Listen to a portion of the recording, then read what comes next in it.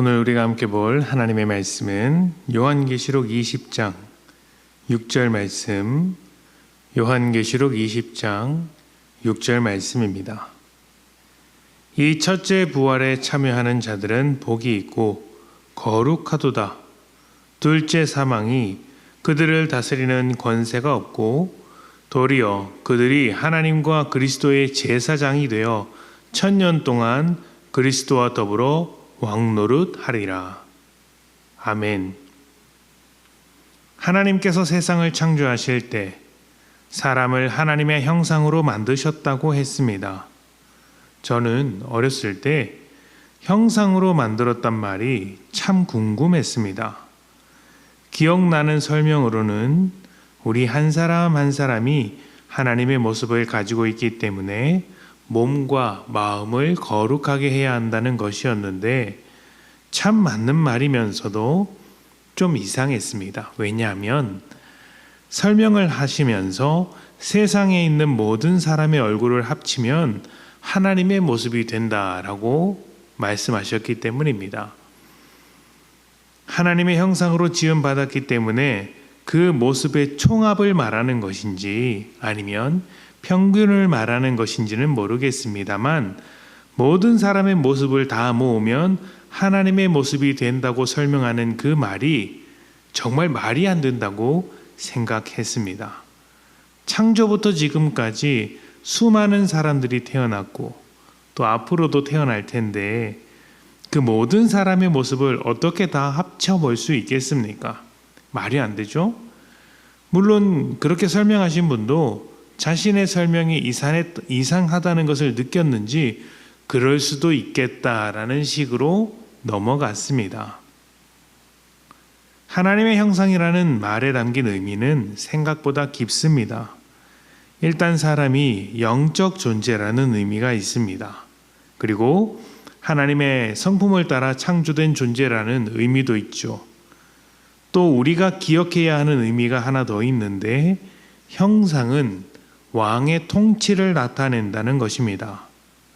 고대 사회에는 왕이 땅을 정복하면 자신의 형상을 세워 그곳이 누구의 통치를 받는지 알게 하였습니다. 그렇다면 우리가 하나님의 형상으로 지음받았다는 것은 어떤 의미겠습니까? 사람이 살아가는 모든 곳에서 하나님의 통치가 이루어져야 한다는 뜻이 아닐까요? 게다가 사람이 결혼을 하고 아이를 낳아 키우게 되면 하나님의 형상은 점점 더 많아지게 됩니다. 멀리 땅끝까지 퍼져나가게 되겠죠? 하나님의 통치가 온 땅 구석구석까지 널리 퍼지는 것이 됩니다. 오늘 말씀은 첫째 부활에 참여한 자들이 그리스도의 제사장이 되어 1000년 동안 왕노릇 할 것이라는 이야기가 나옵니다. 여기서 특별히 제사장이라고 하는 것은 붉은 용의 둘째 짐승이 제사장 역할을 하는 것과 같습니다. 그가 사탄의 시스템을 선전하고 다니듯이 그리스도의 제사장 된 우리가 복음의 증인되어 하나님의 시스템, 하나님의 통치를 선포하는 것입니다.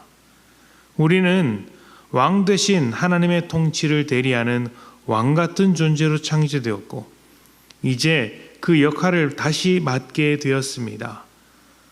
세상의 눈으로 볼 때 우리는 왕처럼 여겨지지 않는 자들일지 모르나 그것은 사탄의 시스템 아래서 살아가는 사람들의 시선일 뿐입니다.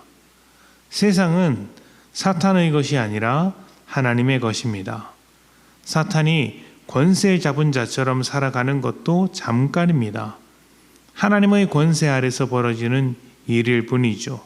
결국 하나님의 심판을 받게 될 것입니다. 하나님께서 창조하신 세상을 하나님의 통치로 물들이기 위해 우리는 우리에게 주어진 역할, 다스리는 역할을 잘 해야 합니다. 그렇다면 어떻게 다스려야 할까요?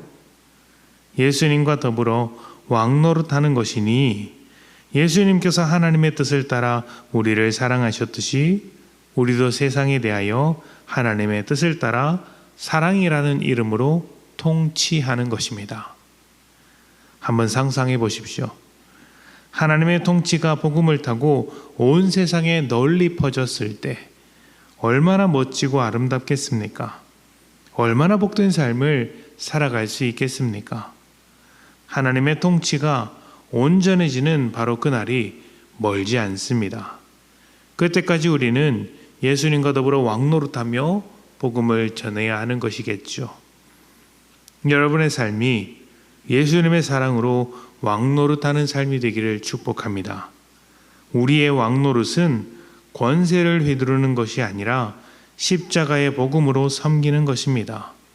가정과 교회와 직장, 그리고 여러분이 살아가는 모든 곳에서 하나님의 통치를 이루어 갑시다.